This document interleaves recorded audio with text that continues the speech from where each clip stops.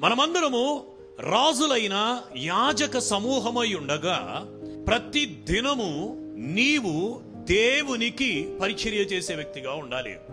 Bible చెప్తుంది, నీ దేహము దేవుని ఆలయమై ఉన్నది. వారు చేయవలసిన 7 పనులలో ఇవి ఆలయంగా ఉన్న మన దేహం ఏదైతే ఉందో, మొదటిది దీనిని కాపాడుకోవాలి.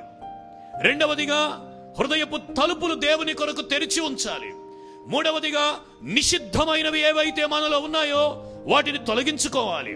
నాలుగవదిగా సజీవ యాగంగా దేవునికి అర్పించుకోవాలి. ఐదవదిగా ఆత్మ దీపాన్ని దేవుని కొరకు వెలిగించాలి. ఆరవదిగా మన స్తుతులతో ఆరాధనలతో దేవునికి ధూపం వేయాలి. ఏడవదిగా ఆయన ప్రత్యక్షత ఎదుట, ఆయన పరిశుద్ధత ఎదుట, ఆయన సన్నిధిలో నిలిచి ఉండాలి. ఇది నీవు నేను దేవునికి చేసే పరిచర్య.